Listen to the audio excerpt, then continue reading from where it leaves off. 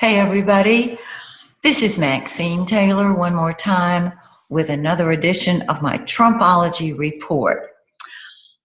Today I thought I would talk with you about Jeff Sessions, who is of course up for Attorney General. Again, we do not have a birth time on him, so I'm going to take his planets and put them around the outer wheel of Trump's birth chart to show you what Jeff Sessions triggers in Trump. Now, Sessions and Trump are both born in 1946, so they're part of the same karmic group. In our karmic group, we work out the big principles that all of us work out the same principles in different areas of our lives in different ways. And I'll go into that more than likely in the future. Also, I'm going to do, even though I don't have their birth time, I'm going to do solar charts on the people whose charts I've compared with Trump's recently, because the solar chart is really accurate and very helpful. Okay, that'll be in the future. We've got so much to cover now with the hearings going on vetting the people who Trump has requested that we look at for his cabinet. So today we're going to talk about Jeff Sessions, and this is a very interesting chart. I'm going to show it to you. I've put in, now Trump's planets are in the innermost wheel, and I haven't put all of his planets simply because I'm using the conjunctions, the coming together of Sessions planets, which are in blue on the outermost wheel, and what they trigger in Trump's chart. So let me share with you this very interesting information. Let's start up here at the 10th house. That's Trump's public image. It's his career. It's what the world sees of him. Because Sessions is born the same year, his Uranus, rebellion, innovation, invention, doing things your own way, is in the same place that Trump's is. His North Node, the position, the placement of your greatest fulfillment and success, is also in the same sign and placement as Trump. So what Sessions does is he reinforces Trump's off the wall, shoot from the hip, rebellion in his career. That's a very simplified way of saying he reinforces what Trump has. Okay, now Sessions' Saturn, which is reality, sometimes restriction, it's responsibility. His Saturn sits on Trump's Pluto. Pluto is control. Pluto in Trump's chart is in behind the 12th house of behind the scenes activities. So as I've mentioned before, Trump deals with behind the scenes control.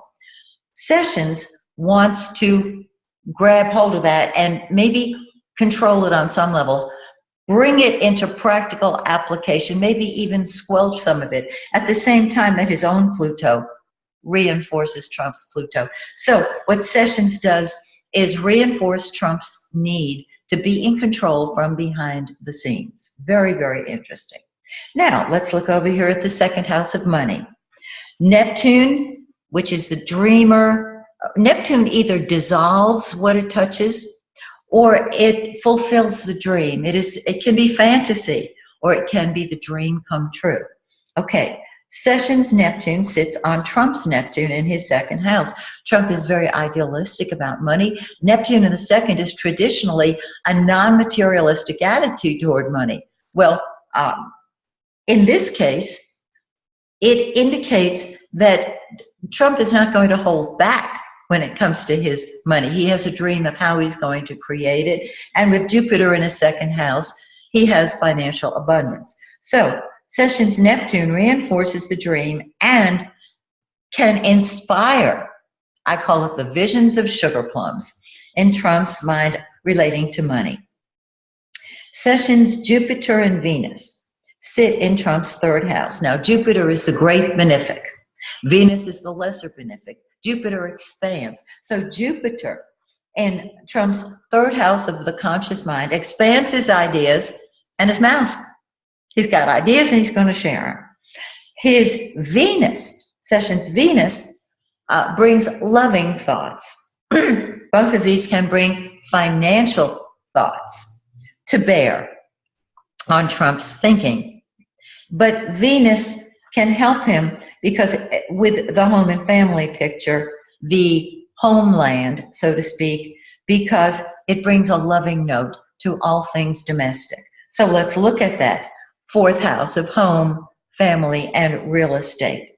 Well, again, Sessions' south node and Trump's north node are in the same sign. So the south node is the area where you don't want to spend a lot of time. You've already mastered whatever it's teaching you in past lives. And if you spend more time there than is comfortable, it will drain you. And so there can be more of a drain from Sessions than Trump already has. Trump has mastered domesticity, and he has mastered real estate. And with the moon in his fourth house, this is what he's emotionally attached to and identifies with. So Sessions' Mercury, his conscious mind, triggers both Trump's south node and his moon, the subconscious emotional security. He fires up his emotional, Sessions fires up Trump's emotional need for fulfillment and helps him deal with emotional security information, which is what he triggers, just by speaking it. And very often, there's not even the need to verbalize it, because when one person is in the presence of another person, we feel their influence. They don't have to even verbalize it. So lots of emphasis on home and family and real estate. Now, look at Trump's fifth house. He has his vertex there. The fifth house is fun and games. It's children. It's sex. It's gambling. It's fun of all types.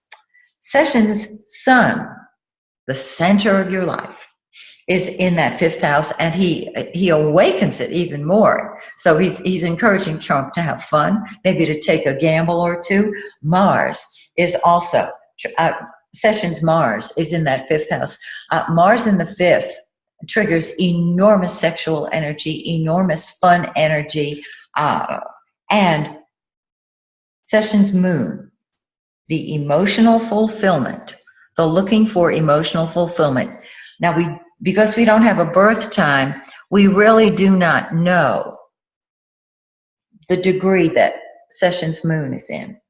However, sitting on Trump's vertex, he fires up Trump's karmic role in life, which is about fun, enjoyment, and all things fun, and children. So as you can see, it's a very interesting comparison. At some point in time, assuming that Sessions becomes our Attorney General, I will do a full solar chart on him, and you'll see exactly what makes the man tick. For now, this is what I'm sharing, but there will be much, much more. So, once again, may the stars shine brightly on you and yours, and may the stars shine brightly on the United States of America.